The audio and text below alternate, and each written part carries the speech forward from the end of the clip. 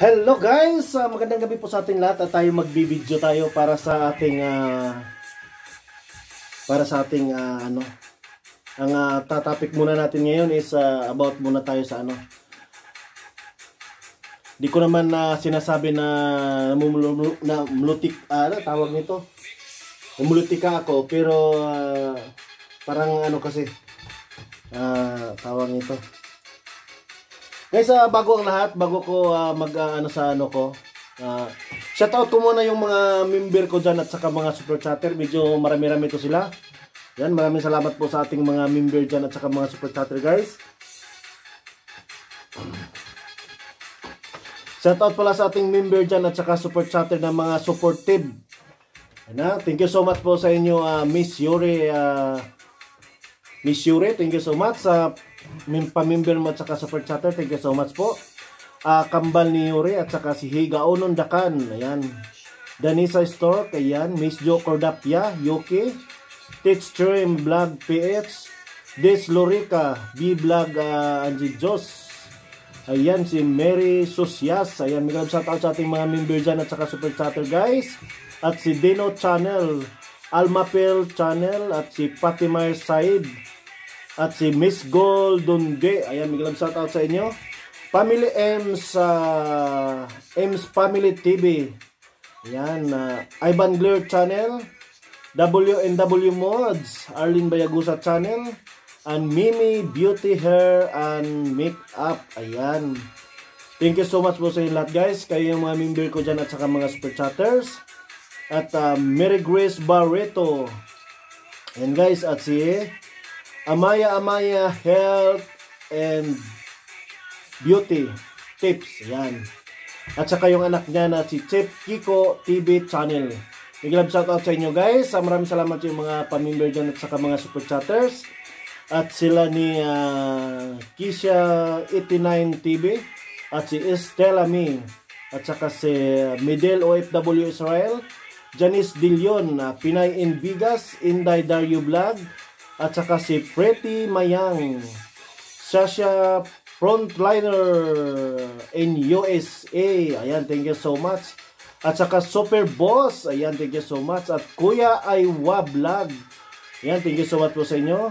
At si Maui Studio, may galab shoutout sa inyo madam, may galab shoutout sa inyo. Auntie Wing, si Jimima Ibrahim, Hanisha Tollens Vlogger, ayan. Susan Vlog OFW Kuwait, may galab shoutout sa inyo. Lisa Magpatok, ayan, si Boss Bakista, and si Happy Beke, and si Miss 72, ayan. Marami tayong member dyan at saka mga super chatter. Thank you so much po sa inyo dahil kayo yung bumubuhay sa channel ko. Thank you so much po sa inyo lahat. At happy New Year sa inyo and happy trekkings because ngayon is Pizza Tres. Ayan, thank you so much guys. Maraming salamat po sa ating mga member dyan at saka sa mga super chatters. Guys, gumagawa ako ng video dahil 2021 na. By next year is 2022. So, panahon na naman ng kandidasi na naman. At kami mga good morning pala sa aming mga kapatid dyan, mga guardian. Good morning sa inyo mga bro and sis. Manu po sa inyo lahat. May galab shoutout sa ating lahat guys. At gagawa ko ng video dahil umuugong-ugong na yung mga balita na sa mga survey about sa presidential presidential daw tawag nito, mga candidate. Kaya nagpasya ako kasi hindi ko naman sinasabing taga Davao ako. Kaya kailangan ko yung pulso o puso ng mga taong bayan. Sa akin lang naman kasi, ang ma-advise ko lang sa mga tao, na sa ngayon, oo, malakas naman din yun sila ni Bongbong Marcos, pero sa ngayon kasi, pag-usapan natin muna yung naipaganda yung Pilipinas dahil sa mga Dutertes. Yan, dahil sa Duterte administration. Hindi nyo ba nararamdaman, pupunta kayo ng mga probinsya nyo, pupunta kayo kung saan kayo pumupunta, lumalaki yung daan, meron na tayong mga malalaking tulay, mga mahahabang tulay, di ba? Tapos meron na lahat, halos lahat sulok ng Pilipinas may ilaw na. Na imagine ko yung dati, aral pa doon kasi laking probinsya ako sa Mindanao, kaya ano talaga sobrang hirap. Simula nung pagkamulat ko sa mundo, yung bayan namin sa probinsya namin sa Mindanao, sa Osamis, walang kuryente yun. Tapos pag maglakad kami, punta kami doon sa mga, di ba may pistahan, punta kami doon sa sentro. Di ba? Doon kami grabe, yung putik, ang parang basakan yung yung daan. Tapos walang ilaw. Gawa pa kami ng mga lampara, yung mga lukay sa lubi, yun, wala naming sulo. Pupunta kami doon sa sentro, maglakad kami. Pero ngayon guys, grabe ng pag-improve sa mga probinsya, sa mga barangay-barangay. Samintado na lahat. Kaya sabi ko, kung saan pa kami tumatanda, sa kapag gumanda yung mga barangay-barangay. Dahil sa Duterte yan. Pero marami kasing yung mga media na maligka sa atin, hindi ko alam kung anong mga klaseng mayroong utak tong mga to. Walang parang mga sinasabi mo, walang mga parang sayang na yung mga pinag-aralan, inaapak-apakan lang. Alam mo bakit? Kasi nadadala sila sa pera. Ba't di nila ipalabas yung katotohanan? Di ba? Ba't di nila ipalabas yung katotohanan kung ano ba talaga ang nagagawa ng Duterte administration? Kaya guys, mangangampanya ako para sa Ang gusto kong ipaano natin, si Duterte dati, hindi yan gustong tumakbo. Kasi tawag nito, ayaw daw niya. Ay wala sa magagawa dahil gusto sa ng taong bayan at talagang hinihila siya para mag-file siya at tatakbo ng bilang presidente in last hours. Kaya ngayon naman tayo guys, ang gusto nating hihilain na naman para papuntang Malacanang yung anak niya, si Inday Sara. Ang anak ng Agila ng Davao City guys. Diba? Kasi tingnan mo yung Davao guys, i-example ko lang yan sa inyo. Tingnan mo yung Davao. Yung mga Davawin nyo guys, nabubuhay sila doon na napakatahimik. Hindi naman natin masasabi perfect. Nandun pa rin yung mga tarantado kasi kahit saan, alam mo naman yung mga Pilipino, mga siraulo tarantado diba? Pero kumbaga, sa ngayon, sa panahon na ngayon, yung Duterte, at least naman nabawas-bawasan ng kahit kaunti. Diba? Kahit kaunti, nabawas-bawasan. Yung mga tarantado talagang may kalalagyan. Naalala ko yung dati nung bata pa ko dyan sa Davao City, may nagrayot, natamaan yung paa ko ng ligaw na bala. Dyan sa Mabini Boulevard.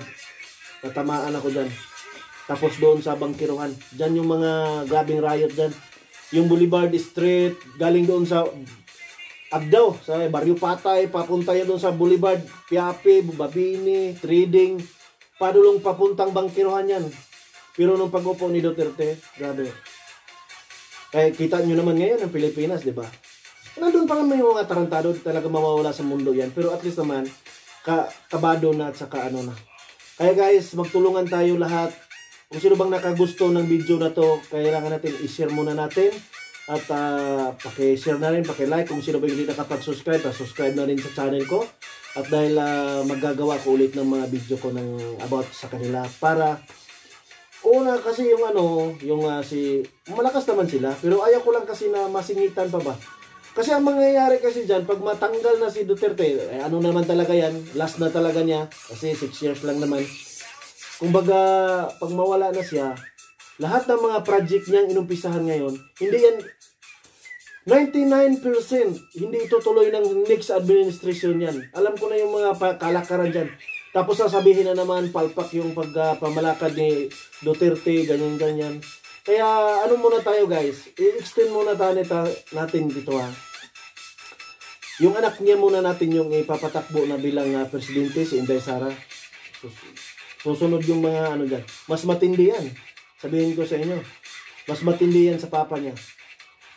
Kita niyo yung yung sirip na binugbog niya, yung ayaw sumunod sa niya. Ayaw sumunod sa utos niya. Sabi niya kasi noon, mamaya muna i-demolish yan kasi papunta pa kami kasi nag-rescue kami. Nagbaha yung yung bangkal. Nagbaha. Tapos, yung nagkagulo na nga. Kasi nga, dako daw yun nagkarambulan kasi nga pinademolish ka agad yung mga tao. Hindi pa dumating si Mayor Inday Sara. Kaya nagalit si Inday. Kaya nagkagulo yung tao. Kaya yun. Mas matindi yan sa papa niya. Sabihin ko sa inyo. Dati, yung City Hall, dyan dati sa Davao City, hindi pa ganun kaganda. Kasi si President naman kasi ngayon, maawain yan sa mga mahihirap. At saka maawain yan sa mga tao. Kaya pag kita mo dati yan, yung mga trabante dyan sa City Hall dati, yun, naka-manicure yan, kahit work hours. Pero ngayon, wala. 12 hours talaga, walang break, walang lunch break yan. Kita nyo doon, walang lunch break.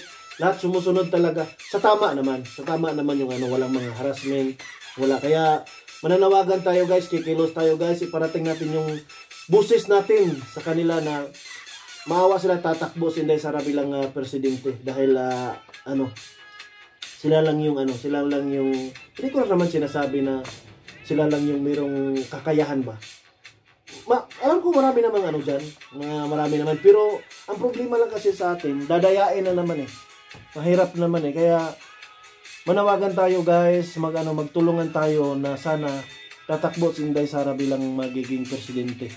Siya lang talaga yung susunod. Pagkatapos nyan, okay na yung mga project dyan ni Duterte. Naman, basta patakboy natin si Inday Sara na presidente. Tapos kung natin, Duterte muna tayo guys, Duterte. Si President Duterte ngayon, patakboy natin ng vice. Tapos si Inday Sara yung magiging presidente. Ang solid ng Pilipinas guys, sabihin ko sa inyo. Lalong gaganda yung Pilipinas. Pag yung mag-ama na yan ang nandyan sa palasyo, yung presidente ngayon magiging vice sa 2022. Sabihin ko sa inyo guys, yung Pilipinas, hindi ko naman sinasabi na mawawala yung mga problema dyan. Problema lang kasi ngayon, lahat ng pati bagyo, pati mga pandemya natin ngayon, sinisisi sa gobyerno. Ewan ko ba kung dyan lang naman sa Luzon yung maraming dyan maraming problema. Kaya magtulungan tayo guys, isagaw natin, i-share natin itong video na to para malaman ng mga tao na meron palang tao na nakakarapat doon sa sa posisyon na yun. I-ano natin yan guys. O alam ko marami na rin mga tao nga nagngangak-ngak dyan, nagyayaw na ganyan-ganyan. Ako, isa din akong hindi ko sinasabing taga Davao ako, solid ako. Kung baga nakikita ko lang naman kasi yung kakayahan nila. Kung paano sila maghandog ng mga tao, paano sila magpapatupad ng batas, paano nila ipapatuloy yung mga baluktot. Walang pera-pera, walang diyan. Kita niyo naman ngayon, di ba? Kakaiba talaga. Kumbaga ito yung sikan Marcos. Maganda yung pamalakad kahit bata pa ko noon yung Marcos na yun. Pero nung iba-iba na yung wala, lalong bumaon yung Pilipinas. Pero ngayon, kita nyo naman, di ba? Kita nyo yung mga project ni Duterte ngayon sa mga probinsya-probinsya guys. Grabe. Pero hindi lumalabas sa media dyan. Dahil yung media naman kasi natatapalan ng pera. Ewan ko ba dyan sa mga yan. Hindi mag-ayos magbalita. Isa pa yung nasira na ABS-CBN. Isa pa din yun. Walang ayos yun magbalita Diyos ko. Kaya dapat lang din yun na hindi ko, nasa tama lang naman din yun na nasira. Kasi pasok na yung franchise nila. Subukan nyo mag-drive ng sasakyan dyan at wala na kayong lisensya o di ba kayo mahuli ng pulis. Ganun lang yun. Kaya mananawagan tayo guys, mag-iingay tayo, gagawa tayo ng kung ano man yung ikakatulong natin na makarating doon sa kanila na magiging maawa si Inday Sara Duterte na tatakbo sa bilang presidente dahil sa kanya ko lang nakikita ang yapak ng iyang ama na nasa tama. Kasi kung mapunta pa yan sa mga hindi ko naman inano yung mga dilawan is masama sila or kumbaga magaling naman sila. Kaso nga lang pagdating naman sa mga pagpapaganda ng parang kulang sila kasi nagaganyan-ganyan sila kumbaga kung may pera, kung saan yung may pera doon sila di ba? Alam na natin yung mga kalakaran diyan kaya ang ko lang sa ngayon nga dapat Duterte muna tayo guys. Duterte muna tayo. Anuhin muna natin tawag nito. Gagawin muna nating presidente yung si Mayor Inday Sara. Tapos yung alam ko matanda na si presidente Rodrigo Duterte. Alam ko matanda na siya pero wala pag-abayos lang naman siya. konti na lang naman yung trabaho at saka hindi na pressure kaya okay lang siya magiging vice. Ganyan yung ano natin. Silambo, Duterte muna tayo. Ang ganda guys pag maano natin sila. Madala natin sila na sila yung tatakbo. Pero sa ngayon, umuugong-ugong yung mga survey. At number 1 naman si Inday Sara. Pangalawa naman si Lini. Iwan ko ba dyan si Lini? Nadaya kasi nila yan eh. Kaya tinan mo ngayon. Wala. Si Bongbong Marcos, binoto ko yun pero wala, hindi na kasi nga may kakayanan talaga yung mga na yan. Yung mga tao kasi na masilaw sa pera. Lahat naman tayo nangangailangan ng pera pero nasa tama naman sana. 'Di ba? Tingnan yung mga probinsya ngayon guys, ang ganda na. Kita niyo yung Boracay, ang ganda na ng Boracay. Kita mo yung Manila Bay. Diyos ko. Wala nang problema sa Manila Bay. Kahit doon pa kayo magpiknik araw-araw walang problema. Ang ganda na. 'Di ba? Ilang dekada na yung Manila Bay, yung Ilog Pasig na yan. Grabe, yung water lily, halos hindi na makaagos ng tubig yan sa sobrang dumi. Pero kita nyo ngayon guys ang Ilog Pasig, kita nyo ngayon ang Manila Bay, kita nyo ang Boracay. Sus naku, ang laki ng improve ng Pilipinas ngayon guys, sa totoo lang, dahil sa Duterte. Pero hindi lumalabas sa mga media yan guys. Hindi lumalabas yan sa media. Kaya pipilitin natin guys, na makarating natin, yung mga video natin na ginagawa, makarating doon sa kanila na mayroong mga tao pala nga nangangailangan ng tulong nila at handa kaming tumulong sa kanila na basta lang tayo guys, gagawa tayo ng mga video para makarating tayo doon sa kailangan natin sila. Duterte muna tayo guys ha. Next year na election na naman, kaya maganda yung maaga tayo mag-umpisa para di ba? Maraming salamat sa inyo guys at sana kung man kayo ng video na to, sana i-share nyo na lang kahit sa Facebook, kahit saan nyo i-share, kayo nang bahala. Basta ang pakay natin guys is nasa tama. Siya muna yung presidente ngayon. Siya muna yung vice, yung anak niya muna ang magiging presidente. Ang ganda guys. Tingnan niyo yung Davao. Tingnan niyo yung Davao guys, ang ganda ng Davao. Hindi ko naman sinasabi ang napakaganda. Pero talaga. Mga tao doon disiplinado. Mayroon naman ding mga meron naman ding mga pasaway. Oo. Pero nasa tama lang talaga. Basta sumunod lang tayo sa batas guys. Malinis talaga. Malinaw ang bansa natin. Kung anong meron tayo, dapat makontento na tayo, 'di ba? Para magiging hindi tayo magiging pasaway.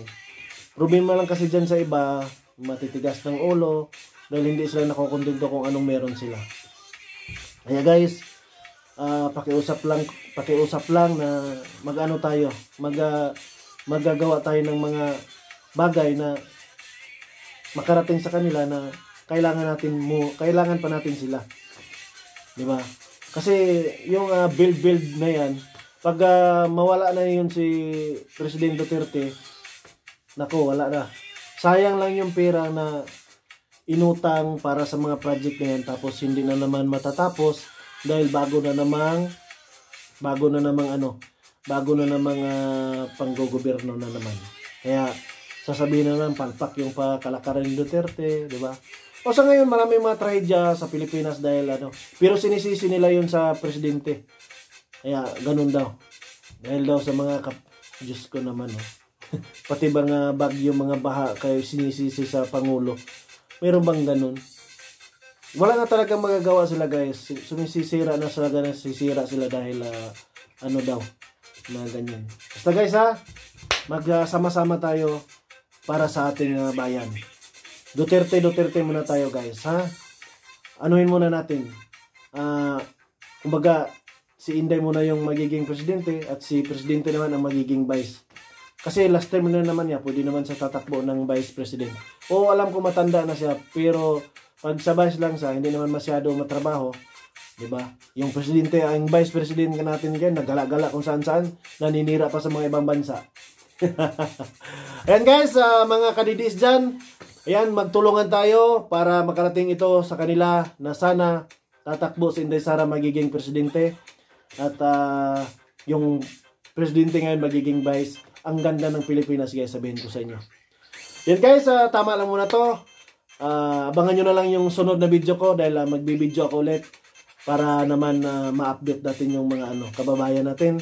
Guys, sa lahat ng mga member ko dyan at saka mga super chatter, thank you so much po sa inyong lahat at mag-iingat po kayo lagi guys. At yung mga DDS dyan, mga ka-DDS, laban tayo dahil malapit na naman yung labanan natin. Darating na taon 2022 is halala na naman ng presidential, kaya ito na naman tayo. Mga ngatok na naman kami sa mga puso nyo para na naman sa ating para sa ating bayan lang to. Yes, maraming salamat sa inyo. Maraming salamat naman sa mga manonood nito at saka makapanood nito. Maraming salamat sa inyo. Thank you so much guys. And good night na dahil alas 10 na dito ng gabi. Maraming salamat po sa inyo. Sa mga member ko dyan, sa mga super chatter, thank you so much po dahil sa laging pagsuporta sa akin. Thank you so much. Duterte muna tayo guys ha. Thank you so much. Bye bye. Love you all.